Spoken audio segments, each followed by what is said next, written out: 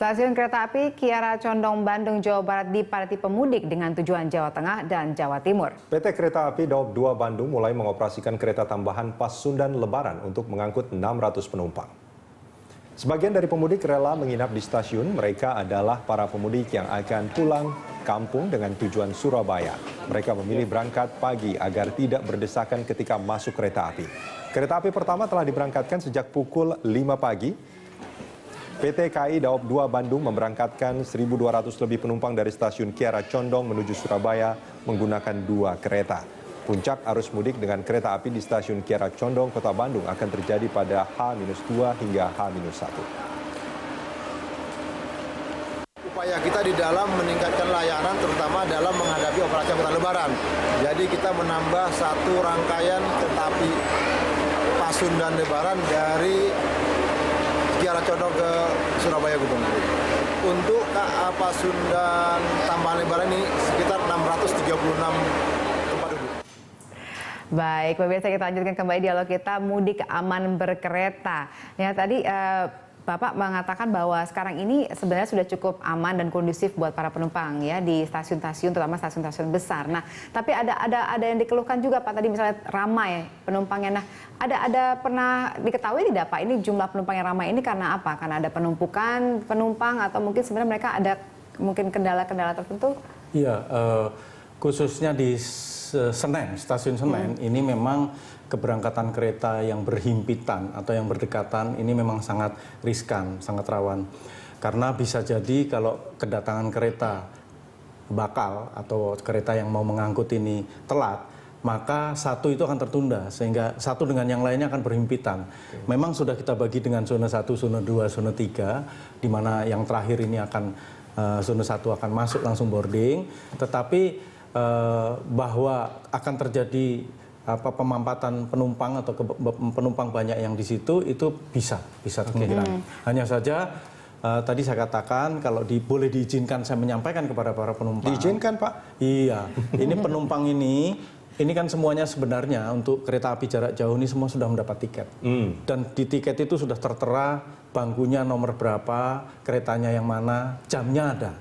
Nah, tolong kalau memang kereta itu berangkatnya jam 4 sore, jangan datang jam 9 pagi. Oh, itu masih 7 jam kemudian. Dan itu yang banyak terjadi, karena mungkin zaman dulu itu begitu. Dulu mungkin harus rebutan gitu, jadi siapa datang lebih cepat ya, first come first serve. Kalau sekarang sebenarnya ada waktu boardingnya mungkin ya Pak ya. Dan berapa mungkin karena tradisi himpit-himpitan itu jadi lupa, kalau sekarang itu udah nggak mesti jadi tradisi lagi. Sebenarnya ada waktu boardingnya berapa lama Pak? Saya berharap sih 1 jam 2 jam sebelum mereka baru datang, sehingga bisa berseling antara satu kereta yang mau berangkat dengan yang lainnya. Ini jangan pagi sudah datang, berangkat keretanya sore lah. Kalau ini numpuk kan repot. Sama dengan di Gambir. Nah, tadi kan ada berita yang dari Bandung tuh Pak Edi. Itu kan dikatakan bahwa banyak sekali mereka yang datang bahkan dari pagi hari gitu kan. Karena takut nanti berdesak-desakan pada masuk. Padahal itu sebetulnya situasi yang tidak perlu terjadi juga di Bandung. Nggak perlu. Kan? Itu sama sepertinya dengan kan nomor bangkunya ada. Jadi nomor bangkunya ada itu kan mereka pasti dapat tempat. Nah, mungkin dulu itu hanya dapat tiket, nggak ada nomornya. Saya ngalamin tuh Pak. Iya kan? Nomornya kadang-kadang ini nggak ada, terus kadang-kadang harus ada tambahan beli lagi di stasiun mana gitu kan. Kadang-kadang seperti itu. Sekarang udah nggak ada, itu dipastikan tidak kalau ada. dipastikan itu ada nomor bangku dan nama kereta, sehingga kalau mau berangkat jam 4 ya jam 2 lah baru nongol sehingga bisa boarding. Mungkin dari petugasnya bisa tidak, misalnya kalau di bandara gitu untuk pesawat kan kita benar-benar bisa diketahui itu Pak. Hanya penumpang yang menentukan tujuan ini 3 jam kemudian ataupun 2 jam sebelumnya baru boleh masuk. Nah, di kereta tidak bisa diperlakukan seperti itu? Nggak bisa, kalau dia masuk ke stasiun mau kemana kan tetap ngumpul di stasiun, dan stasiun Senen ini kan ruangannya terbatas ya, Mas Rudi sama Mbak Val, sehingga kita memang harus menyikapi dengan cara zona itu tadi. Jadi zona 1, zona 2, zona 3, orang yang baru datang tempatnya di mana, orang yang sudah cetak tiket, zonanya di mana, kemudian nunggu di mana, kemudian boarding di mana. Ya, kalau kita melihat arus mudik kan itu pasti akan sangat ramai itu calon penumpang Pak Edi. Kalau kita lihat tadi yang di Gambir juga banyak yang lesehan itu jadinya tuh. Nah, ini ada nggak solusi yang mungkin bisa dilakukan selain tadi kalau kita lihat bahkan gotong-gotong kursi itu ya, ada yang gotong-gotong kursi untuk. Nah, ini gimana? Adakah solusi lain sebetulnya supaya ya mereka tidak ngampar, mungkin akan lebih lebih baik lah gitu mereka? Dari sisi kereta api kita akan tetap meningkatkan pelayanan. Artinya manakala kita punya ruang kita akan tambahkan untuk persiapan itu. Tetapi dari sisi lain kami juga menyarankan seperti tadi ya bahwa mungkin ada yang berangkat sore tapi pagi sudah ada sehingga ini kan harus ditampung. Nah, memang momen seperti Lebaran ini banyak sekali yang sampai ke saya informasinya bahwa mereka itu justru waktu kumpul bisa di situ gitu loh. Oh, oke. Sehingga memang jadi tidak meeting bisa point gitu ya? Meeting point. Nah, tetapi kami akan berusaha keras untuk memberikan pelayanan yang lebih baik lah. Kursi kurang tadi kan digotong tadi, jadi ditambah Asal jangan supaya mereka penumpangnya tidak digotong ya, Pak. lesehan gitu ya. Kami Oke. akan siapkan bahwa nanti di Gambir itu mudah-mudahan kita bisa kembangkan stasiunnya sehingga nanti daya tampung untuk penumpangnya bisa melebihi. Oke, itu kan untuk arus mudik ya Pak. Kalau arus Ya. balik nanti akan seperti ini juga untuk Gini, penanganan. kalau arus balik kan kedatangan. Iya. Jadi Nggak, saya artinya nanti di daerah-daerah yang ini apa namanya di daerah yang sekarang menjadi tujuan kan nanti Stasiun-stasiun misalnya yang akan tujuan. banyak lagi enggak? itu akan terpecah. Oh iya iya. Nah, oleh sebab itu manajemen atau direksi saya perintahkan pada saat arus balik mereka harus berada di stasiun keberangkatan. Nah, itu mereka mengamati di sana. Tetapi ini akan lebih longgar dibanding arus mudiknya. Oke. Karena terpecah. Nanti berangkatnya dari Cirebon ada, dari Tegal ada, betul. Pekalongan ada, Semarang ada, pecah. Ya ini yang berat ini berangkatnya ini. Oke. Nah, saya ingat betul Pak Edi waktu pas saya pernah liputan di Senen ya Pak, ini sekali lagi cerita masa lalu.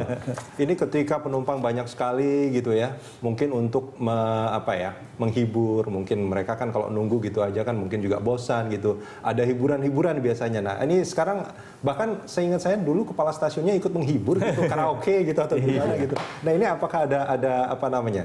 Kalau di Gambir ada selalu. Karaoke-nya, Pak? Bukan, live music. Kirain ada live music. Di lantai 2 itu selalu ada dan lagu-lagu pasti lagu-lagu tua dan kebanyakan malah mereka tidak kami bayar. Karena mereka dapat sumbangan dari para penumpang dan nyatanya hidup terus sampai sekarang. Hidup terus. Ada beberapa hari keroncong, ada beberapa hari lagu-lagu Koes Plus, lagu Panbers zaman dulu. Oke. Dan itu mereka hidup sendiri. Bandung stasiun besar juga ada. Oke. Nah, di Bandung seingat saya itu Kadaopnya itu pernah malah menyumbangkan suara. Menyumbangkan Suara. Oh, nyanyi. Oke. Oh. Senen belum bisa Mas, karena memang Senen ini areanya sangat terbatas sekali. Oke. Untuk pelayanan penumpang saja sudah kita kesulitan. Mungkin nanti di rute PT KAI-nya juga diminta untuk menyumbangkan suara untuk menghibur calon penumpang. Amin. Pak Edi. Bisa, bisa, ini bisa. backup singernya udah dapat. Pak Edi, apa kira-kira yang perlu PT KAI sampaikan kepada calon penumpang supaya mereka juga bisa aman, nyaman dalam menggunakan transportasi kereta api ini? Satu hal mungkin saya sampaikan kepada calon penumpang, yang pertama kalau bawa barang nggak usah terlalu banyak-banyak, jadi secukupnya saja. Oke. Karena ini Koper-koper akan itu ya? Iya. Oh, itu agak sulit tuh Pak. Nah, makanya Dia ini- bawa oleh-oleh buat ke kampung ini. Satu orang satu koper. Jangan-jangan oleh-olehnya. pisang standar juga kemarin malah malam itu kita temukan ada orang bawa kelinci Mas, bawa kelinci binatang, maka kita tahan, kita turunkan. Tidak Memang nggak bisa. boleh tapi kan Pak ya? Nggak boleh. Oh, oke. Tapi kan ini kadang-kadang kan dibawa di dalam tas yang tertutup gitu ya. Mungkin harus diinfokan Pak, itu yang tidak boleh apa saja? Hewan tidak boleh? Hewan tidak boleh. Barang yang mudah meledak atau segala macam itu kan tidak boleh. Senjata tajam juga sebenarnya tidak boleh. Iya. Nah, luggage atau koper itu ya terbatas lah, paling 2. Iya. Tapi kemarin itu kan kita dapati banyak sekali, ada satu orang bawa koper juga, bawa box juga, bawa ini mungkin pulang mudik ya. Iya. TV segala macam dibawa. Oh, oke. Iya. Itu katanya motor juga nggak boleh ya Pak? Motor tidak bisa kan? Motor tidak Kalau bisa? motor dibawa di gerbong Gerbong yang khusus. berbeda ya Oke. Pak ya? Gerbong berbeda. Iya, kalau nggak salah itu ada bilang mereka nggak bisa kalau motor itu. Soalnya motor orang Pak Edi. Oke Pak Edi. Terima kasih banyak sudah bersama kami di Lanstop. Iya. Oke. Baik, terima kasih Pak Edi dan juga terima kasih pemirsa sudah bersama kami. Kami masih akan Dan kembali. melanjutkan Lunch Talk setelah usai jeda berikut ini.